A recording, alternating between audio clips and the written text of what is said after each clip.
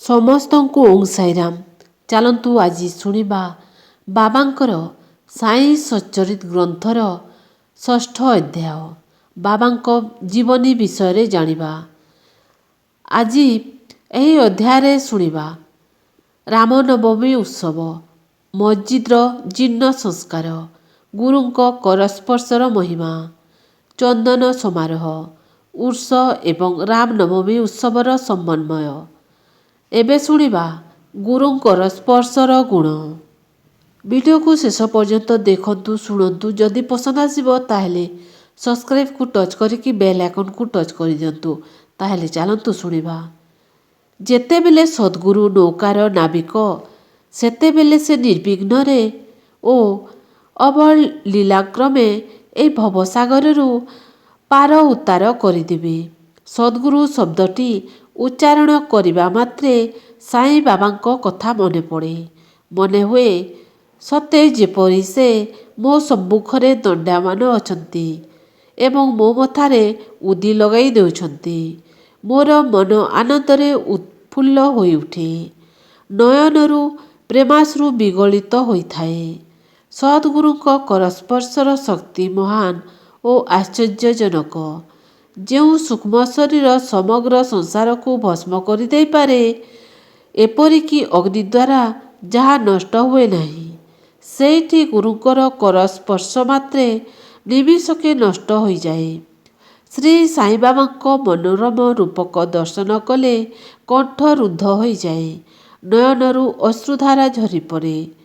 ଯେତେବେଳେ ହୃଦୟ ଭାବାବେଗରେ ଆପ୍ଳୁତ ହୋଇଯାଏ, ସେତେବେଳେ ମୁଁ ହିଁ ସେ ସୋହମ୍ ଭାବ ଜାଗ୍ରତ ହୋଇ ଆତ୍ମାନୁଭୂତି ଆନନ୍ଦର ଆଭାସ ମିଳେ। ମୁଁ ଓ ତୁ ଦ୍ୱୈତ ଭାବ ନଷ୍ଟ ହୋଇଯାଏ ଏବଂ ତତ୍କ୍ଷଣାତ୍ ବ୍ରହ୍ମ ସହିତ ଅଭିନ୍ନତା ଅନୁଭବ ହୁଏ।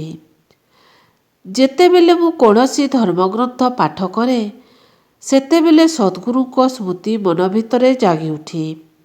ବାବା ଶ୍ରୀରାମ ଅଥବା ଶ୍ରୀକୃଷ୍ଣ ରୂପରେ ତାଙ୍କର ଜୀବନଗାଥା ଶୁଣାଇଥାନ୍ତି। ଯେତେବେଳେ ମୁଁ ଭାଗବତ ପାଠ ସ୍ମରଣ କରେ, ସେତେବେଳେ ବାବା ଶ୍ରୀକୃଷ୍ଣ ସ୍ୱରୂପ ଧାରଣ କରନ୍ତି ଏବଂ ଏପରି ମନେହୁଏ ଯେ ସେ ହିଁ ଭକ୍ତମାନଙ୍କର କଲ୍ୟାଣ ପାଇଁ ଭଗବଦ୍ ଗୀତା ଶୁଣାଉଛନ୍ତି। କାହା ସହିତ ଆଲୋଚନା କଲାବେଳେ ମୁଁ ବାବାଙ୍କର କଥାଗୁଡ଼ିକୁ ସ୍ମରଣ କରେ, ଯାହା ଫଳରେ ସେସବୁର ଯଥାର୍ଥ ଉତ୍ତର ବୁଝିବାକୁ ସକ୍ଷମ ହୁଏ। ନିଜ ତରଫରୁ ଯେତେବେଳେ କିଛି ଲେଖିବାକୁ ଯାଏ, ଠିକ୍ ସେହି ସମୟରେ ଗୋଟିଏ ଶବ୍ଦ ବା ବାକ୍ୟ ଗଠନ କରିପାରେ ନାହିଁ। ଯେତେବେଳେ ବାବା ସ୍ୱୟଂ କୃପା କରି ମୋ ଦ୍ୱାରା ଲେଖାଇବାକୁ ଆରମ୍ଭ କରନ୍ତି, ସେତେବେଳେ ତା'ର ସେପରି ଶେଷ ନଥାଏ। ଯେତେବେଳେ ଭକ୍ତମାନଙ୍କ ଭିତରେ ଅହଙ୍କାର ବଢ଼ିବାକୁ ଲାଗେ, ସେତେବେଳେ ବାବା ତାକୁ ନିଜ ହାତରେ ଦମନ କରନ୍ତି ଏବଂ ନିଜର ଶକ୍ତି ପ୍ରଦାନ କରି ତାକୁ ନିରହଙ୍କାର କରି ଚରମ ଲକ୍ଷ୍ୟପ୍ରାପ୍ତି କରାଇ ଦିଅନ୍ତି। ସେ ପରମ ସନ୍ତୁଷ୍ଟ ହୋଇ ଅକ୍ଷୟ ସୁଖର ଅଧିକାରୀ ହୋଇଥାଏ। ଯେଉଁ ଭକ୍ତ ବାବାଙ୍କୁ ନମସ୍କାର କରନ୍ତି ଏବଂ ଏକନିଷ୍ଠ ଭାବ ତାଙ୍କର ଶରଣ ନିଅନ୍ତି, ତା'ର ଆଉ ଅନ୍ୟ କୌଣସି ସାଧନାର ଆବଶ୍ୟକ ରହେ ନାହିଁ। ଧର୍ମ, ଅର୍ଥ, କାମ, ମୋକ୍ଷ ସେ ସହଜରେ ଲାଭ କରିପାରେ। ଈଶ୍ୱରଙ୍କର ପାଖରେ ପହଞ୍ଚିବାର 4ଟି ମାର୍ଗ ଯଥା କର୍ମ, ଜ୍ଞାନ, ଯୋଗ ଓ ଭକ୍ତି। ଏସବୁ ମଧ୍ୟରୁ ଭକ୍ତି ମାର୍ଗଟି ସବୁଠାରୁ ବେଶୀ କଣ୍ଟକିତ ଏବଂ ଗର୍ତ୍ତ ଦ୍ୱାରା ପରିପୂର୍ଣ୍ଣ। କିନ୍ତୁ ଯଦି କେହି ସଦ୍ଗୁରୁଙ୍କ ଉପରେ ବିଶ୍ୱାସ ଥାଏ ଏବଂ ମାର୍ଗର ଗହ୍ୱର ଠାରୁ ସାବଧାନ ହୋଇ ତାଙ୍କର ପଦାଙ୍କ ଅନୁସରଣ କରେ, ତେବେ ସିଧାସଳଖ ଆଗେଇ ଯାଇପାରିବ।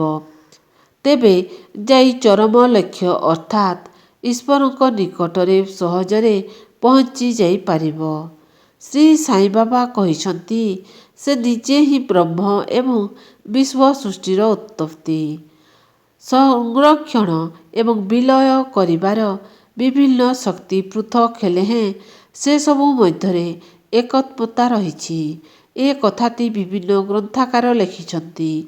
ଭକ୍ତମାନଙ୍କ କଲ୍ୟାଣ ପାଇଁ ଶ୍ରୀ ସାଇବାବା ସ୍ୱୟଂ ସେ ଶବ୍ଦଗୁଡ଼ିକୁ ଦ୍ୱାରା ଆଶ୍ୱାସ ଦେଇଛନ୍ତି।